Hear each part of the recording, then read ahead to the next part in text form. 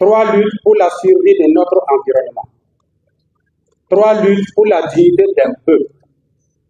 3 luttes pour l'avenir des générations futures. Aujourd'hui, ces combats sont plus urgents, plus vitaux que jamais. Nos forêts disparaissent à une grande vitesse. Des espèces à bois énergie, nourricières ou médicinales se raréfient, parfois jusqu'à l'extinction. Aussi, nos villages et villes manquent d'aménagements paysagers conséquents. Pourtant, symbole de vie, l'arbre est un pilier fondamental de notre existence. Il purifie l'air que nous respirons, nourrit nos corps, soigne nos maux, soutient nos cultures et traditions et stimule notre économie.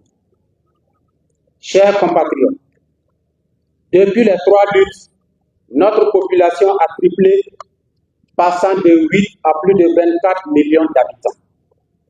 La pression sur les ressources naturelles est devenue ainsi plus importante. Nous faisons face à un tournant historique. Soit nous agissons maintenant, soit nous condamnons notre pays à un point de non-retour écologique. La 7e édition de la Journée nationale de l'arbre s'inscrit donc dans l'action, teintée d'un contexte marqué par le retour progressif des personnes déplacées internes dans leurs régions d'origine. Cette dynamique renforce la nécessité d'intégrer la résilience des populations, notamment à travers les bienfaits nutritionnels et sanitaires des arbres au cœur de la campagne de reforestation. C'est tout le sens du thème retenu cette année.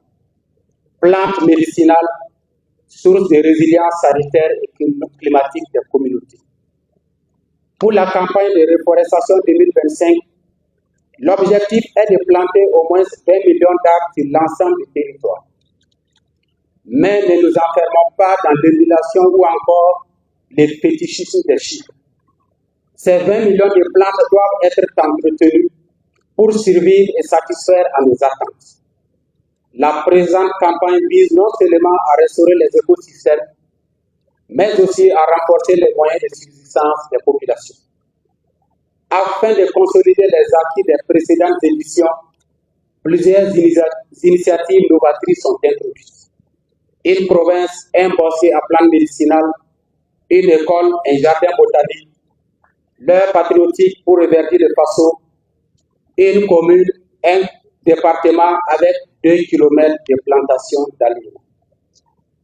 Avec ces actions, la campagne de reforestation 2025 se positionne comme un levier essentiel pour une croissance verte inclusive, conjuguant enjeux environnementaux et sanitaires.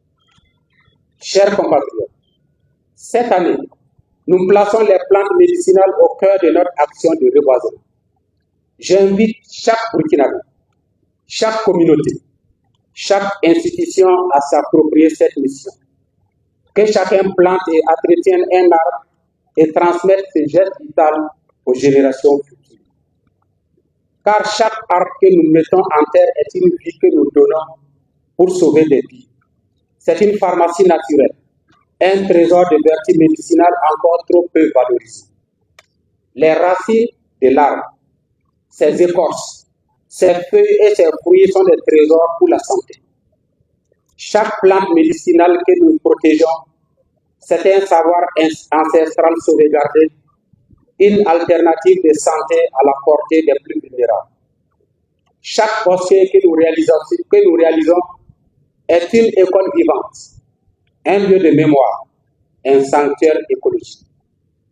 Planter, ce n'est pas simplement reverdir, c'est protéger la vie, c'est construire une économie locale fondée sur l'exploitation durable des ressources végétales, c'est réconcilier science et tradition pour une médecine africaine moderne, c'est bâtir une souveraineté écologique et sanitaire. Nous devons perpétuer l'héritage du président Thomas Sankara en redonnant vie à nos luttes, en les adaptant à notre contexte et en les transformant en victoires concrètes et durables. Ensemble, faisons les 3 luttes historiques, 3 victoires nationales pour notre génération et celle à venir. Vive la Journée nationale de l'arbre 2025, Bonne campagne de reforestation à toutes et à tous. La patrie ou la mort, nous vaincrons.